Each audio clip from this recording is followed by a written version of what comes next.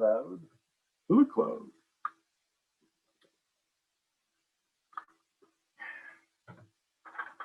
So different types of sampling, they can be somewhat complicated, but they rely on what we learned in probability to be able to kind of happen.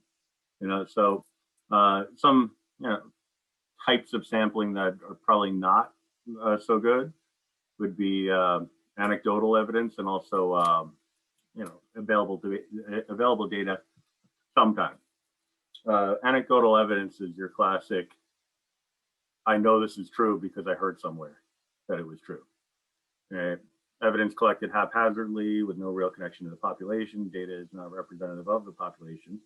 An example of this is polling your friends for their opinion on smoking on school grounds. Not really relevant this semester, but you can see how that would be the case. You and your friends are outside puffing a stogie and really just discussing the state of affairs at the college and thinking to yourself, you know what, I think smoking on school grounds should be allowed. And every one of them said, yeah, you know what, by golly, you're right. I agree with you. Right as they're taking a nice big puff from their cigarette. So is that representative of the population? Of course not. That could it be? They may luck upon being representative of the population, but most likely no. Right? So what we want to do is we want to use randomization, because anytime you remove randomization, you introduce bias. Right? And again, I mentioned this a few times, but I'll keep saying it. The bias that we're talking about here is mathematical bias, which is the absence of randomization. All right. So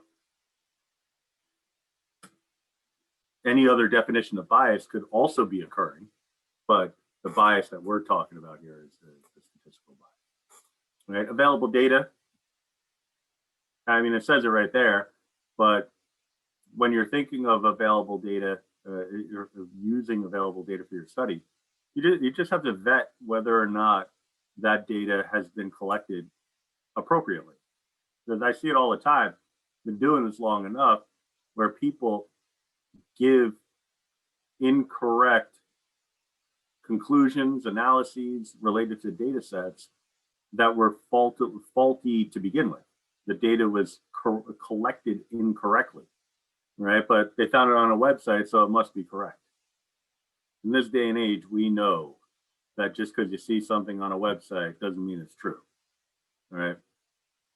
There's a reason why, politics aside, there's a reason why the term fake news actually exists, because there are fake news. There is fake news. I've seen it where people write dummy articles, right? So, and I will substantiate that next class. I'll find the articles that I'm referring to, just because what I'm doing right now is delivering anecdotal evidence. I'm telling you about that one time that I heard something or read something and I took to be fact, and you're either believing me or not believing me based off of that. All right, but I do have evidence to support that. There are folks that just write the fake articles to see if anybody will believe it.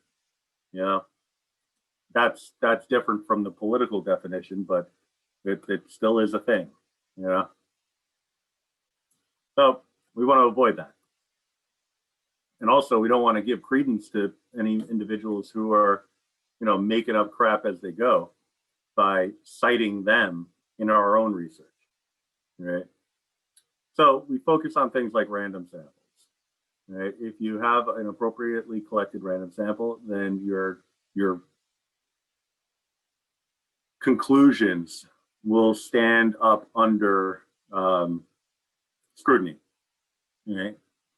So when that happens, you stand a better chance of being able to convince your audience. All right. So the most basic type is the simple random sample. That's the equivalent of taking all the names of every individual in the population, throwing them in a hat, and then shuffling that hat out, shaking it up, and then pulling a couple of names out. That's a simple random sample. That's as simple as it gets. All right. But simple can be complicated. Carrying out that process might be a nightmare. even for a relatively small group of individuals, like I have my high school stat students uh, conducting studies, and they collect information from a small segment of the population. Most of the time, it's just like their own class, like high school seniors, the graduating class. But it's a nightmare because they're like, wait, how do I get a simple random sample? Because, like they're high school students, they're interested in their topic. They also want good grades. They want to make it as easy as possible. It's a balance. I mean, I don't know that anybody's too different from that. Like, we want the good grades, yes. We want to understand what we're doing, of course, but we want it to be as easy as possible. So if I told you that you had to get a simple random sample from all the students at WCC, you might say, okay, that's not too bad. But then when you realize that you have to now get all the names of the individuals and contact information of all the individuals at WCC in order to make your selection and create your sample, it just became orders more complicated, right? Now, in my high school, the students they're like, oh, I'll poll the senior class. Their first thought is to use like an online polling, Facebook poll, or do a poll through the Zoom, or something. And they find out pretty quickly that that's anecdotal evidence, or it's available data, or it's just flawed. It's not representative, right? So what happens? They go to collect their information. They get their information, and then they realize that their conclusions seem a little bit off. Like, oh wow, everybody in the school likes all the stuff that I like. That's pretty strange. I mean, it's awesome, but it's pretty strange. They find out that wait a minute. Out of the 100 people that I polled, only 75 responded, and I know all 75 of those people. The 25 people that did not respond were the 25 people that I didn't know. In a high school setting, it's much more manageable to go up to a person, especially if they have advance notice, to go up to a person and say, listen, I'm doing a study for my stat class. I have 2 questions for you. They're pretty simple. Would you mind answering them? You might get a quick look of like, and then when you ask your questions, well, what's your favorite music? Oh, okay, it's one of those. All right, it's fine. But in the adult world, I mean, how many times when you're walking down the street and somebody comes up to you and says, hey, you mind if I ask you a couple of questions? How many times do you do anything other than say, oh, busy, gotta go, sorry, no can do. You're on your own. I'm not, you're not gonna rob me. I'm not stupid, So you don't fall for that, but it could be something that's pretty genuine. Now, if they actually got your, if they got your contact information, that might be a little bit more disturbing. But it all goes down to the same idea of if you have advance notice, like even in the college, if a teacher tells you, I got a couple of students that are coming in, they're doing a project for another professor's class. They want you to fill out a survey really quickly. We'd be really appreciative if you'd help out, then you're more likely to do that. But that's all the stuff that has to go in to a simple random sample in order to carry that process out. Right. So it's anything but simple. Right. Blocking. Now we start to kind of trim it a little bit to concepts that are probably, like they're probability based. They require us to draw conclusions and make assumptions, but they're a little bit easier. Right. So you start off with blocking. You group individuals that are all similar. Right. And then you create a randomized block design.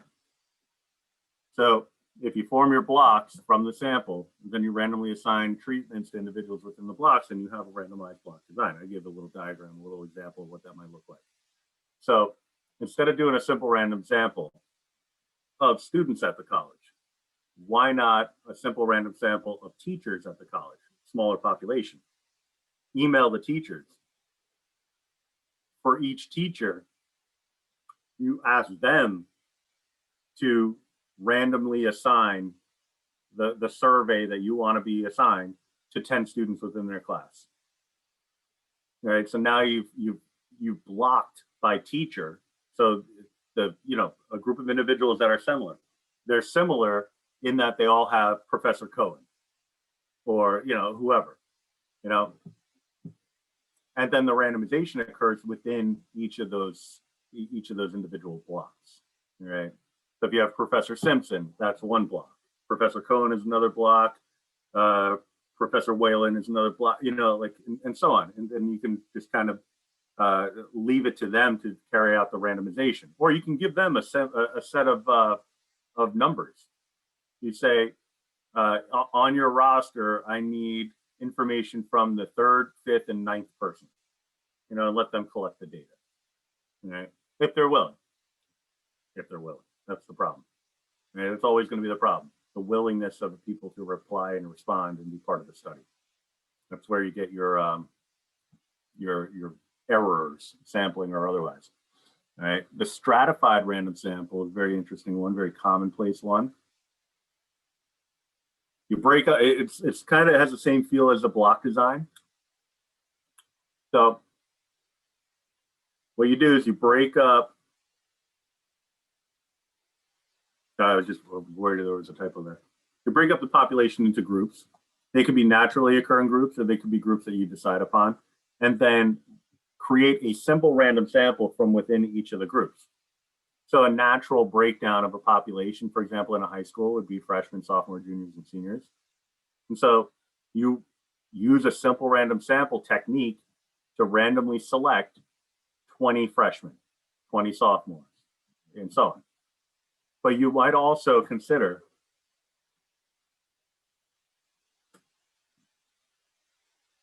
last class. Consider making sample sizes proportional.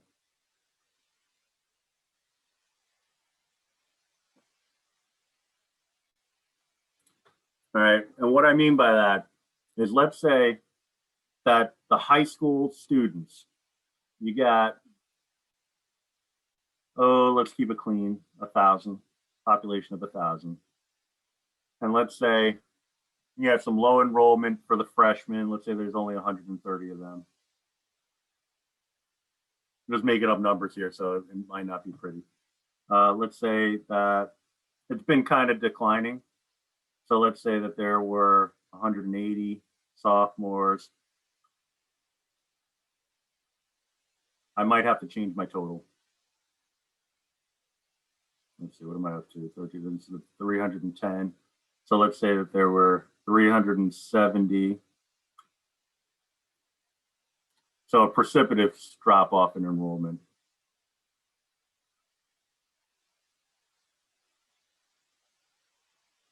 So it's 680. Oh, I guess I can go 320. All right, it'll work. Not ideal. Guess it's there though. So let's say that that's what the breakdown is. All right. So what I would do is I would determine the percentages. All right. So, it's pretty easy based on the numbers that I chose. It's, just drop the zeros, right? That's 13%, 18%, 37%, and 32%.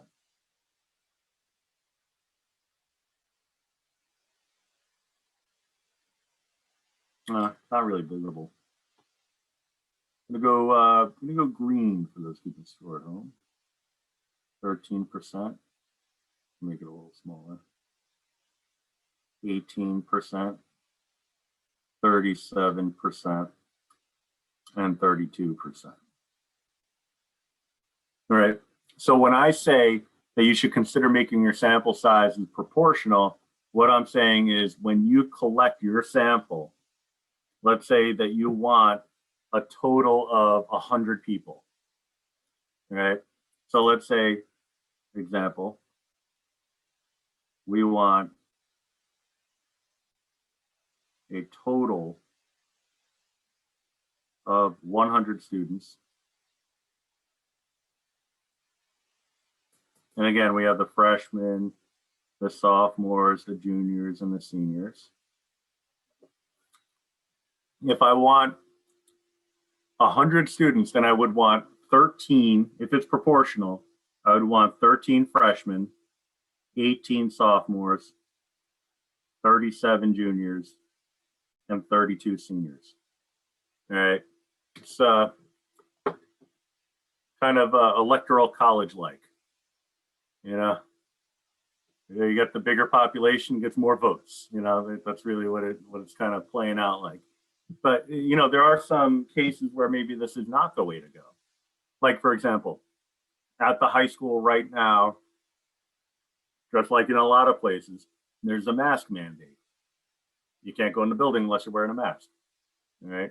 So I don't think I need to have more appropriate proportional representation for something like that. You know, if I have 1,000 students and I want 100 students in total, I can take 25 from each group. I'm not losing something. I'm not losing any information, right, based off of that, because the mask wearing applies to everyone, right? It doesn't apply to, in a high school setting anyway, it doesn't apply to seniors any more or less than it applies to freshmen. So they could have, you know, like an equal breakdown.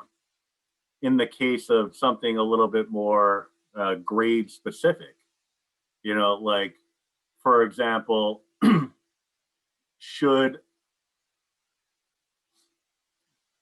study hall be required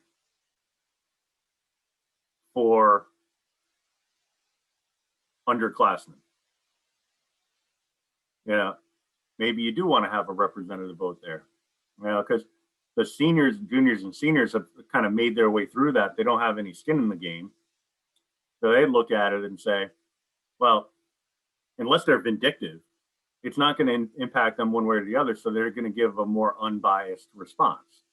They'll look back at their experiences over those previous years and say, well, I could have benefited from study hall, not so much, and vote accordingly.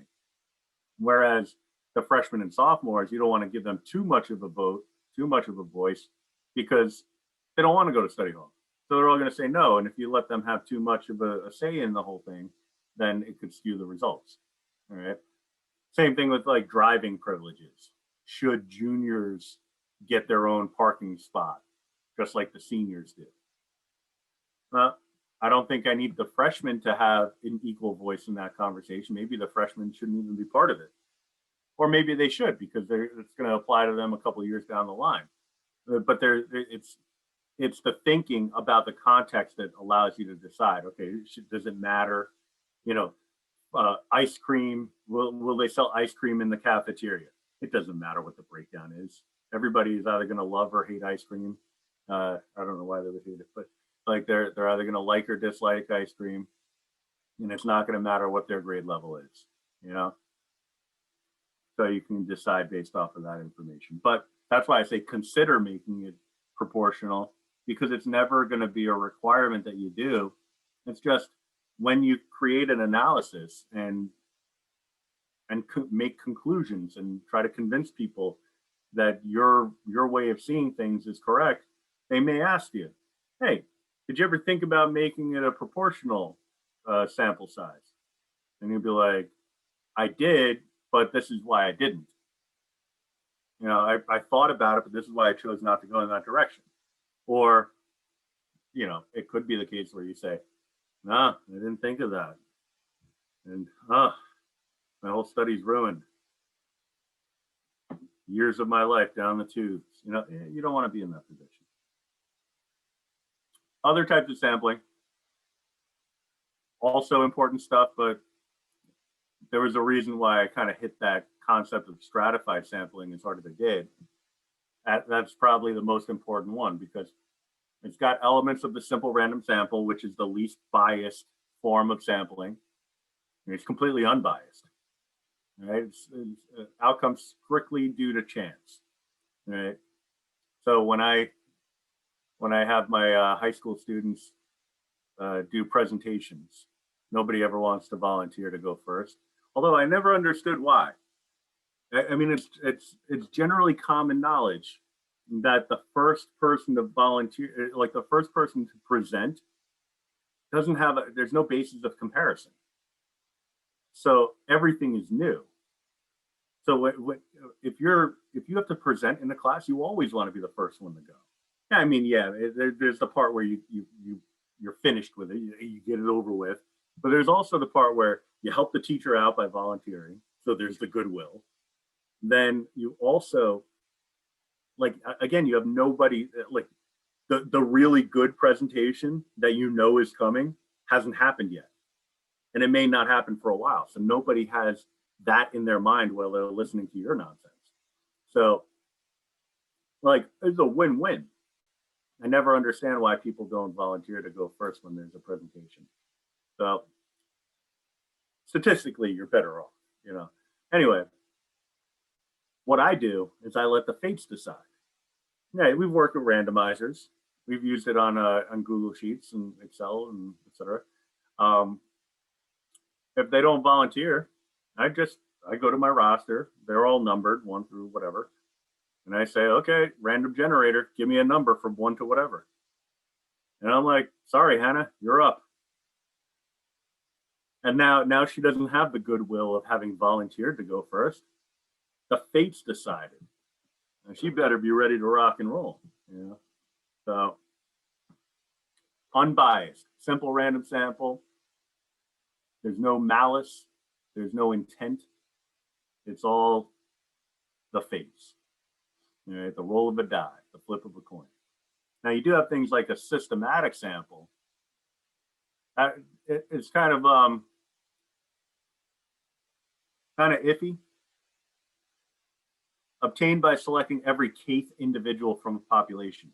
Now, this could be a random sampling technique if this number is determined randomly.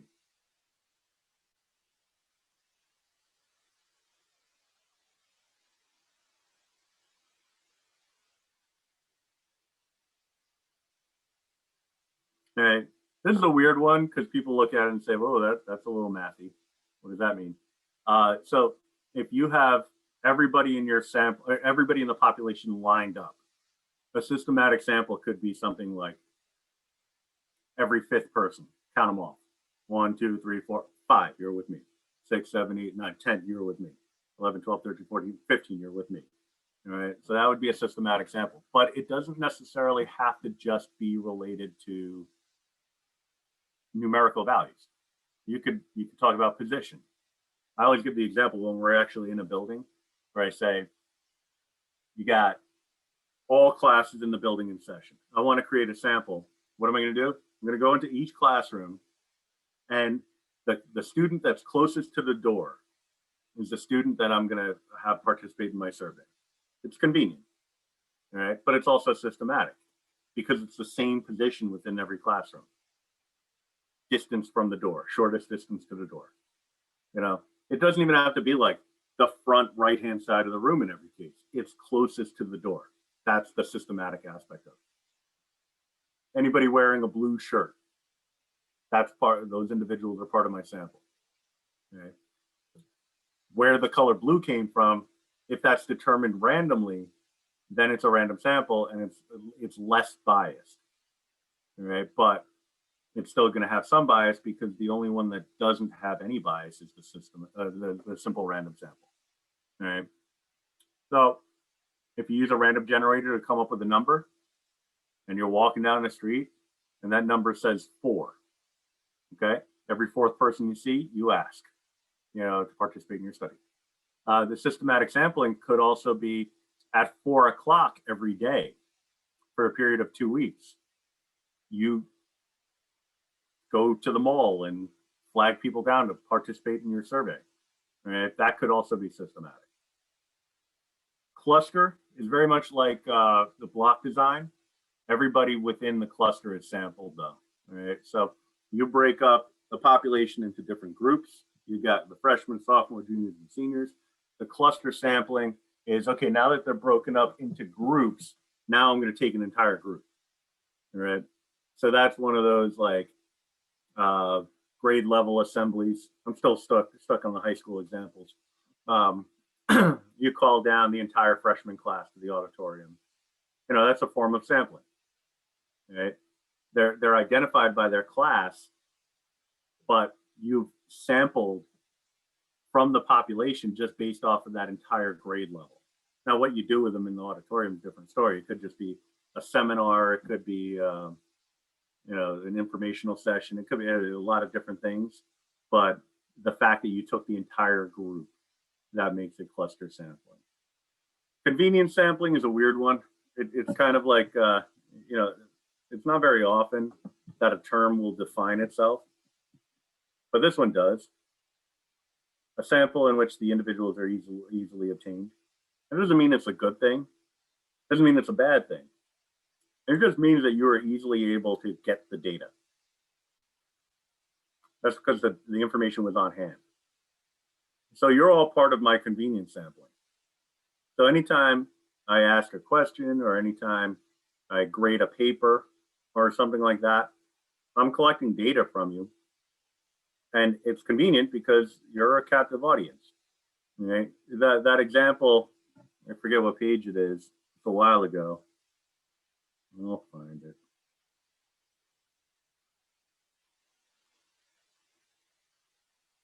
This one, the contingency table, is on page 29. I know it seems like a lifetime ago, but that is that's a convenience sample. Right? That's only my students, and I have the information readily available, and I can draw conclusions about this information. It's not going to draw conclusions about an entire population of students at WCC, just my students, and only for me. Right? But it's convenient. I didn't incorrectly sample because I didn't sample. I took the entire population. Right? Now that current population, so it's kind of weird. Right now, you're both a population and a sample. Your students in my class, that constitutes a population because for this class, you constitute all the individuals that make up the roster of the class population. But you're part of an ongoing study, right? Because you're one class of many, right? So this one class could be thought of as a cluster sample from all the classes that I've ever taught. All right. And by virtue of the fact that I'm looking at all of the data from the individuals that make up this class, that makes it a cluster sample. All right. But it's also convenient. So it could be more than one thing at the same time. It could be a systematic sample and it could be a convenience sample. Right? It all depends. Match pairs happens very frequently. Anytime you saw a commercial on TV, the hair loss commercials, the weight loss or weight gain. I've actually seen a weight gain commercial. So yeah, any of those where they have the before and after pictures where the dude is clearly not the same person. He's just photoshopped onto like some bodybuilder. After 6 weeks, you could have this physique. Yeah. I don't think that's humanly possible. But whatever. You watch the commercials and they're funny. Especially the one with the dude in the pool. It was a hair growth formula, and he had a baseball cap right next to him. I think it was like Rogaine or something like that, and he had a baseball cap right by the edge of the pool. And so he's in the pool, and an attractive woman comes walking by, and he sees her, and just at the last second, he managed to put that cap right on his head. Otherwise, she would have seen that he had male pattern baldness, and she would not have been interested. That would have been the end of it. But fortunately, he had a baseball cap right there at the edge of the pool, because that's what we all do. We all have baseball caps right by the edge of the pool when we're in it. It was just kind of, it stuck out of my mind because it's like, well, really? But they get into the before and afters, and they show like the no hair before and then the flowing locks after, and that's matched pairs, right? The measurement is pretty easy. You had no hair before, and you got some hair now, but on average, we want to know, all right, well, how much growth can we expect, right? Is it going to be a lot or a little, Because if it's a little, then that's not really meaningful.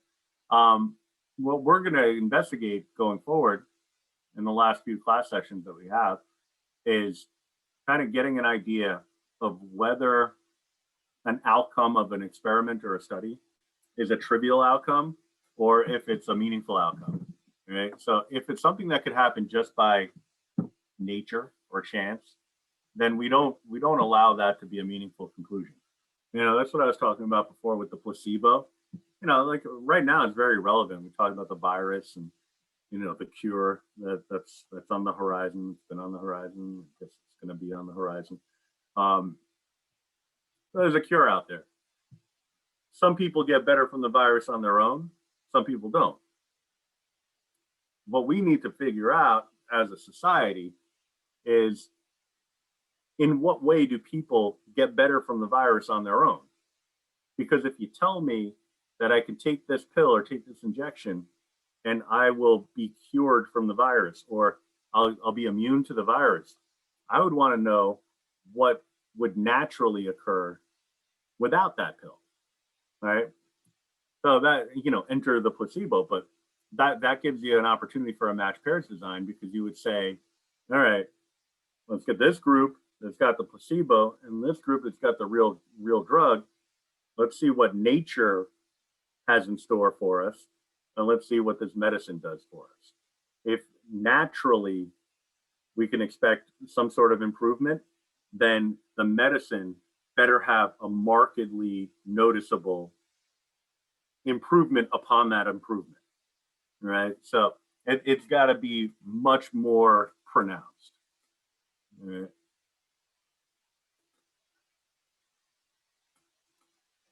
So voluntary response sample, that's literally the single worst type of sampling.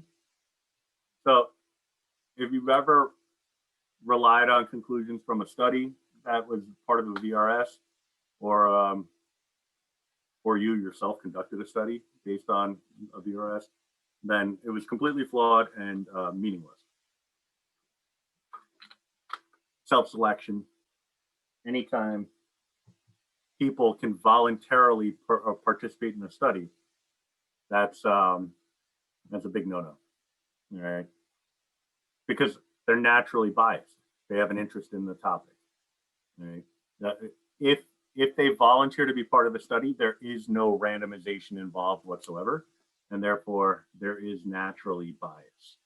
All right. So the examples, they gave some pretty benign ones: ESPN web poll, radio show call-ins. Radio show call-ins are the best, because you got, like, everybody wants to fire the coach.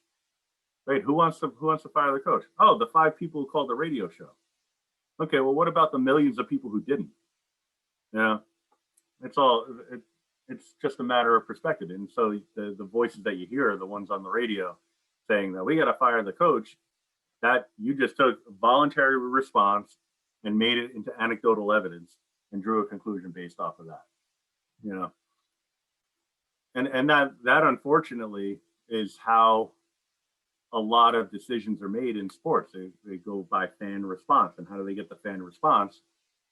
Social media, the radio, TV, like, the fans are saying this. Well, no, only the fans that are moved and compelled to make the statement are saying that. What about the ones that aren't saying it, right? How do you get the information from them? That's where a simple random sample or a stratified sample comes into play, right? So when you want to conduct a study, whether it's an experiment or an observational study, pretty straightforward set of procedures. It's very much like the scientific method. You got a problem to be solved. Think about the variables that come into play. What kind of data are you looking at? Do you have a hypothesis? Did you test your hypothesis? Did you draw a conclusion? That kind of thing. All right. If you follow this process, you'll never run into trouble in terms of points, credit, like on a test. The sixth one on the list, apply the selected treatment, that's only for an experiment, as you can see there. All right, everything else goes for both. All right, so identify the problem to be solved or claim to be tested. Well, the example, design an experiment that will test the effectiveness of Vicodin, which is a pain relieving medication. Your experimental units are students in their class. I'll a whole lot easier back when we were in person. So let me just make up a fictitious set of individuals very creatively. A, B, C, D, E, F, G, H. I'm going to get 10. I, J, that's 10, right? Yeah. So this is our experimental units. All right. So you had a population, and from that population, a sample was collected. Sample of individuals that are going to participate in the study. All right. This is that sample. Now, what we do with these individuals will indicate the competence of the study. All right. So the problem to be solved. Well, is it effective, right? Is Vicodin effective for pain relief? Yeah, it's implied.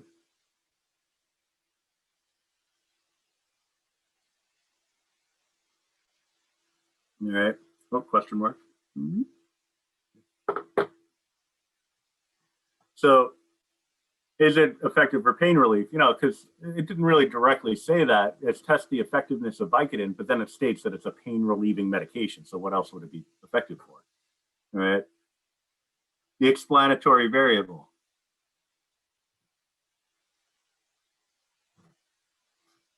And the response. All right. The explanatory variable is your input variable. Right. So that's the variable. Well, it's the thing that varies in order to cause the response. So we could look at it a couple of different ways. We could say the amount of Vicodin, which is what I'm going to write down.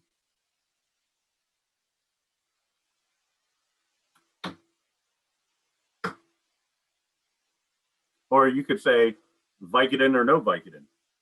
Right? I like amount of Vicodin because it gives different options for dosages.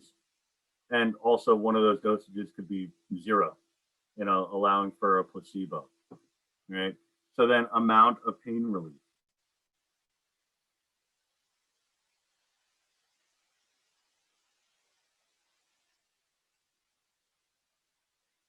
All right.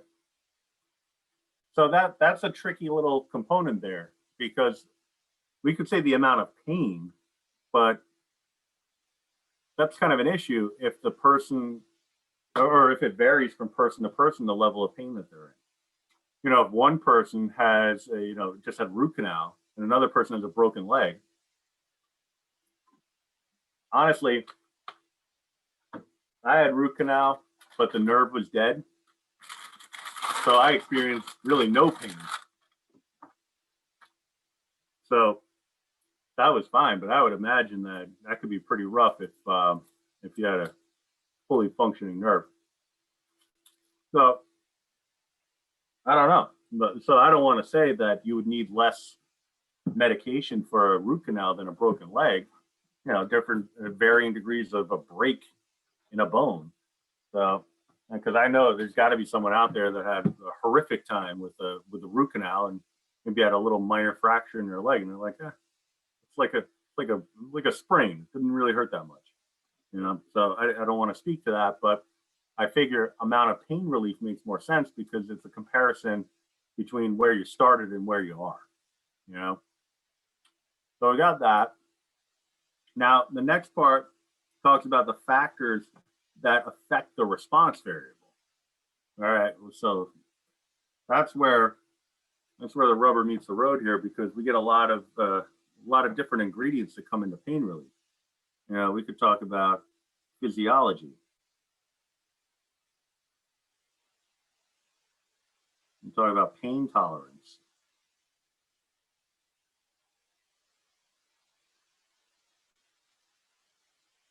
We can talk about other meds.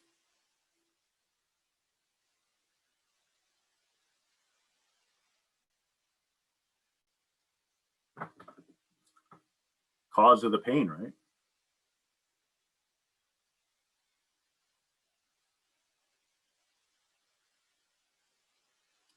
So all of these things, and there's others, dot, dot, dot.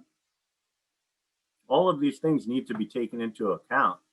Otherwise, you're going to have a lot of variation, and you'll end up with a confounded situation. You know, did the person get better because of the Vicodin, or do they get better because of the 7 aspirin they take on a daily basis? Or, you know, maybe they're on another pain medication for something else. You know, like all sorts of different possibilities. And the cause of the pain. If it's a sprain, a sprained ankle, I mean, probably shouldn't be taking Vicodin for a sprained ankle, but, you know, I'm not a doctor, so I don't know what the story is there, but, you know, whatever. If it gets better on its own, the swelling goes down, you ice it, you do all the other things, the pain subsides. Was it the Vicodin, or was it the fact that it wasn't really a serious injury to begin with? You know, that's another possibility. So the sample size, that's already been taken care of. We got 10. That's given. The level of the response variable, nominal, ordinal, interval, or ratio. That we kind of have an issue with, because we haven't really quantified what amount of pain relief looks like. Right? So this is where decisions are made. So what I'll say is, and this is personal choice, you can change it up, but I'll say on a scale of 0 to 10, 0 meaning none, so I'll say no relief, and 10 being full relief.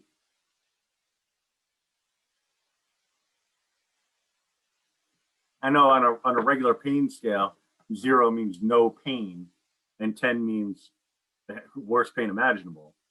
All right, but I'm kind of taking it in a different direction here, because we're talking about pain relief. All right, so it's going to require some concessions on the part of the researcher, because it is fully a perception related issue. All right, so nominal would be that these numbers have no meaning. They're just labels. There's no difference between 0 and 10, except to say that one has a label of no relief and one has a label of full relief. We know that there's a pretty significant difference between those two meanings. So it's not nominal. Ordinal would mean that you can put the numbers in order, but you can't derive any further meaning from the placement of the values. The differences between the values have no meaning. Well, I would venture to say that a level 5 is more pain relief than a level 1.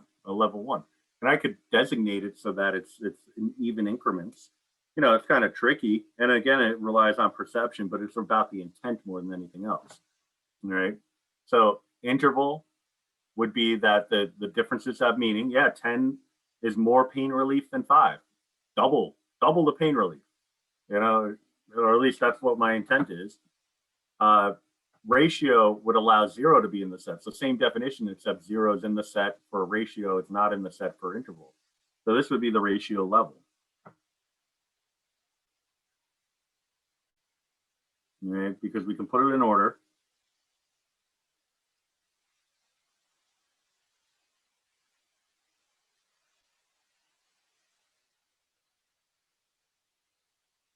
With differences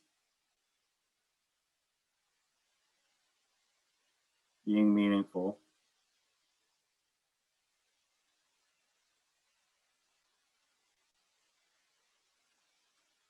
And 0 is possible.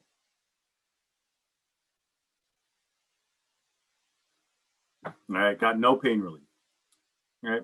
Now, if you take a narcotic, some kind of pain medication, the heavy duty stuff, yeah, I mean, you might not experience no pain when it all is said and done, but odds are you've experienced some sort of relief.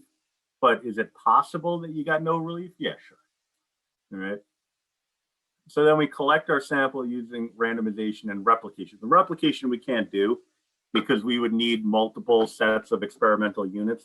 The idea when you conduct a study is that you get your individuals, you break them up into groups, you do all your testing, you get all your information, then you get rid of those folks and you bring in a fresh new set of individuals to do the same thing, right? And do it over and over and over again as many times as your resources allow, so that you can eliminate any outliers that might emerge. All right, so we can't do the replication, but we can do the randomization. All right, so for this part, what I'm going to say is that I'm going to have two groups.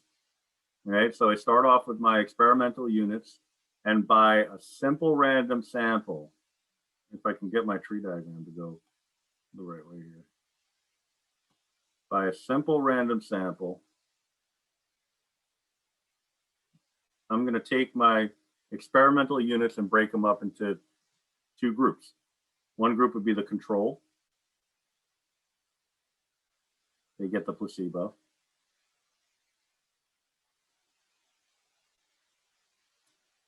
The other group would be the experimental.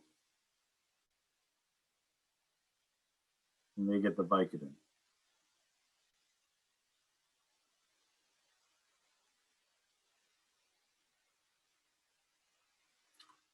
And so you would just indicate the individuals that fall in each group, right? So what we would want to do is make a random selection from the A through J. And we could do this a couple of different ways. One way would be to use Desmos. Let's see here. It's not, I don't think it's programmed in. I think you just have to type it. The other way we've done before, it's on Google Sheets. It's just to open Google Sheets to, just to get it to work out. It's kind of like aggravating. All right, I just gotta remember. I think it's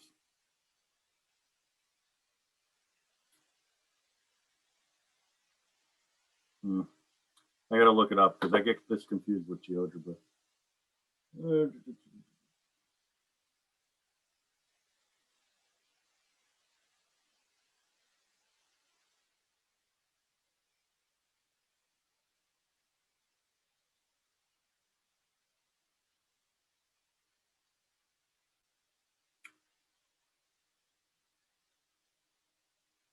And it's crazy because I created that whole list and I posted it up with all the shortcuts, and I can never remember half of them.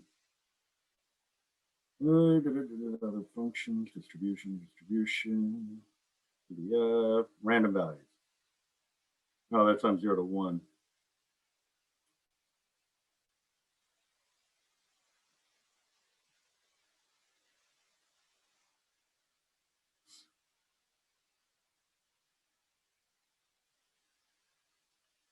Replacement from, you can do it from a list, I guess. Just do it that way, I guess. Yeah, because it'll select a value from 0 to 1. That we can make that work, but that's not pretty.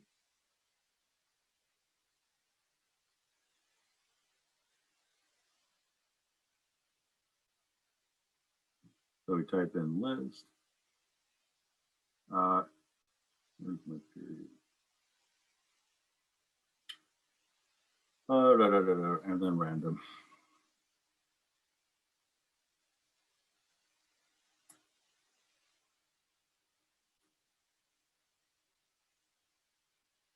What is X1?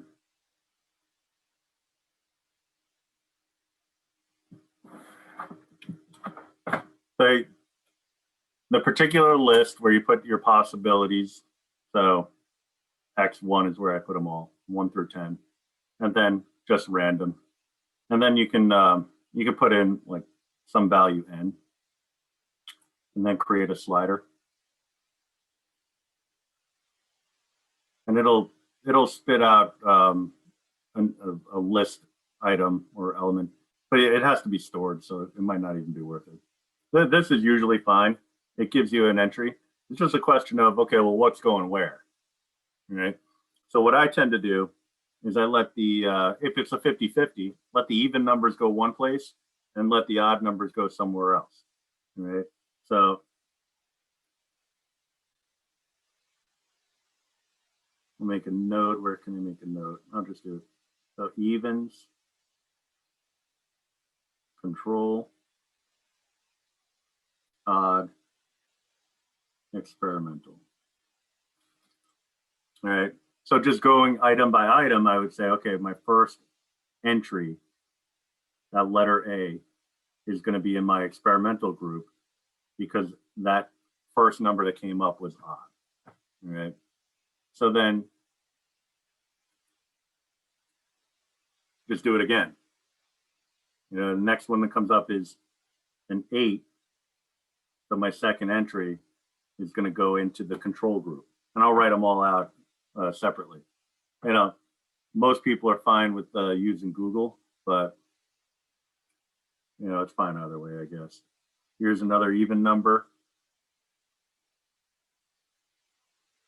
I'm just copying. I got a 3 again. That's experimental. It doesn't have to be an even distribution. It doesn't have to be 5 and 5. If it works out, it's like 7 and 3, 6 and 4, whatever. That's fine. That's what the replication is for. So I'm just repeating the process over and over again. Next one up is 10.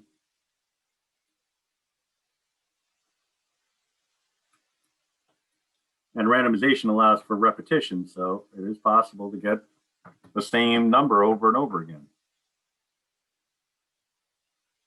An 8.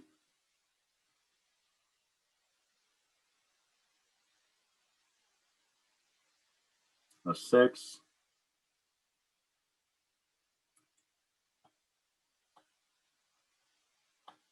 And a 4. All right, so all the yellow highlights, that's my control group, so B, C, E, F, H, I, J.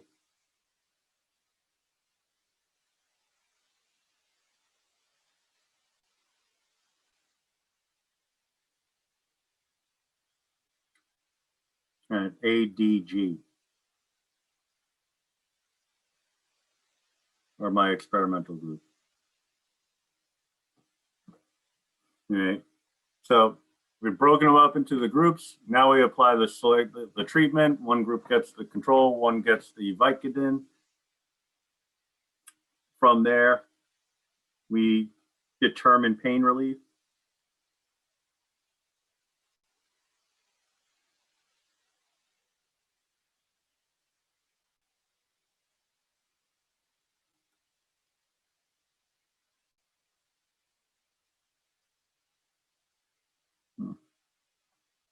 Kind of move this over a little bit.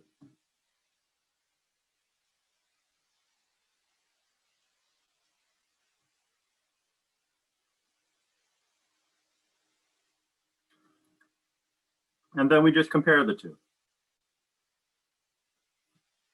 Now, I mean, we don't have Vicodin. And that's a good thing, probably. So we can't actually carry out the study, but we can come up with the design of what an appropriate study would look like.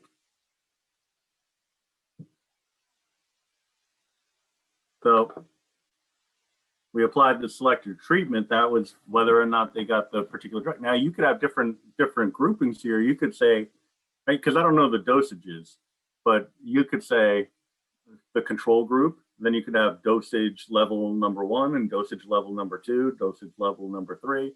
You know, play around with the different dosages and go from there and have like a bunch of different groups. But in that case, you would be really just testing the dosage of Vicodin rather than the effectiveness of Vicodin itself. All right. So in this case, you're kind of deciding on just one particular dosage and going from there. Oh yeah, my bad. So that's really it when it comes to designing a study. Now, it's kind of weird to think about this, but especially when we took like half a page to write down this whole solution. The one most important component here is number 2, where we list all of the factors that affect the response variable. Right? Each one of those items could potentially become what's known as a lurking variable. We talked about this before. Not today, last class, like a week ago, so understandable. These are possible lurking variables.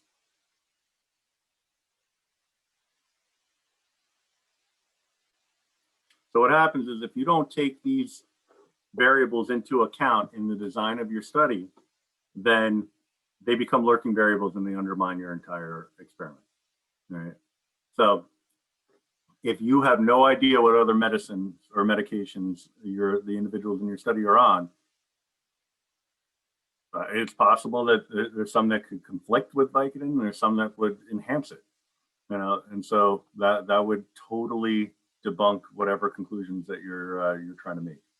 Right? So that's the important piece. So anytime you list your factors, you want to try to list an exhaustive list. You want to come up with an exhaustive list. As many possible things that you think, even if it seems like absurd, come up with as many possible things that you think could play a role in whatever the response variable is. Because odds are one of those things will be a lurking variable if it's not accounted for. All right. So with that in mind, I'm going to end us a little early tonight. A little out of it, not feeling so hot, but also this is kind of a lot to take in. So what I'll ask you to do is just read through the next 2 pages before next class. It's going to seem like a foreign language as you read it, and that's fine. I just want you to have experienced the words before I start talking about it. So there really is no full expectation that you would, be able to make sense of all of this. I'll do that for you next class. I just want you to have a little bit of head start on the terminology. All right. So with that in mind, you're off the hook. So if you have any questions, stick around. Otherwise, enjoy the rest of your evening, and I'll see you on Wednesday.